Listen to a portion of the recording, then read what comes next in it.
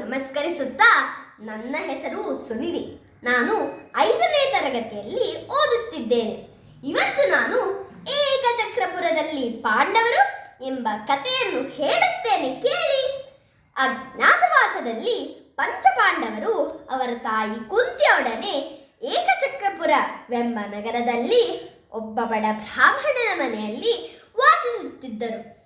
ಅದೇ ನಗರದ ಹೊರಭಾಗದಲ್ಲಿ ಬಕಾಸುರ ಎಂಬ ದೈತ್ಯ ರಾಕ್ಷಸನಿದ್ದನು. ಅವನು ಆಹಾರಕ್ಕಾಗಿ ನಗರಕ್ಕೆ ಬಂದು ದಾಳಿ ಮಾಡಿ ಹಿಂಸಿಸುತ್ತಿದ್ದನು. ಅದಕ್ಕಾಗಿ ಊರಿನ ಜನರು ಒಂದು ಒಪ್ಪಂದವನ್ನು ಮಾಡಿದರು. ಒಪ್ಪಂದವೇನೆಂದರೆ, ಪ್ರತಿ ವಾರ ಒಂದು ಎತ್ತಿನ ಗಾಡಿಯಲ್ಲಿ ಒಂದು ಬಂಡಿ ಆಹಾರದ ಜೊತೆಯಲ್ಲಿ ಒಂದು ಕುಟುಂಬದ ಒಬ್ಬ ಸದಸ್ಯನನ್ನು ಬಲಿಯಾಗಿ ಗಳಿಸಬೇಕಿತ್ತು. ಒಂದು ದಿನ ಈ ಬ್ರಾಹ್ಮಣನ ಮನೆಯಲ್ಲಿ ದುಃಖದಲ್ಲಿ ಎಲ್ಲರೂ ಅಳುತ್ತಿದ್ದರು. ಕುಂತಿದೇವಿ ಇದನ್ನೆಲ್ಲ ನೋಡಿದಳು. ಅವಳು ಬಂದು ಕೇಳಿದಳು, ಏನಾಯಿತು ನಿಮಗೆಲ್ಲ? ಯಾಕೆ ಹೀಗೆ ಅಳುತ್ತಿದ್ದೀರಾ ಎಂದು.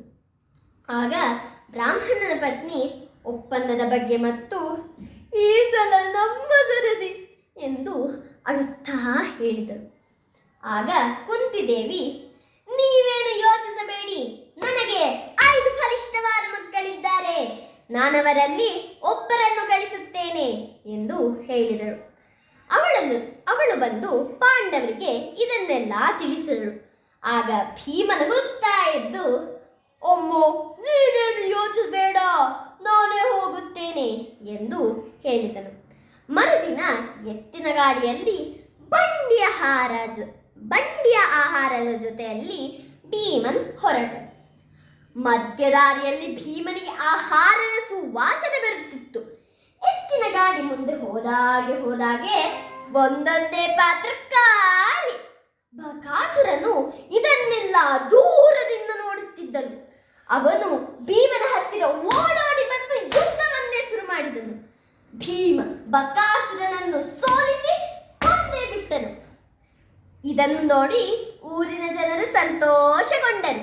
ಗೆಳೆಯರೇ, ಇದರಿಂದ ಕಲಿಬೇಕಾದ ನೀತಿ ಏನೆಂದರೆ, ಭೀಮನ ಧೈರ್ಯ ಮತ್ತು ಕುಂತಿಯ ಬುದ್ಧಿವಂತಿಕೆಯಿಂದಾಗಿ ಏಕಚಕ್ರಪುರದಲ್ಲಿ ಶಾಂತಿಯು ನೆಲೆಸಿತು.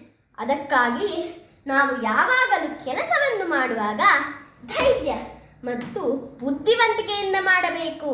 ರಾಮ್ ಗೆಳೆಯರೇ, ಧನ್ಯವಾದ.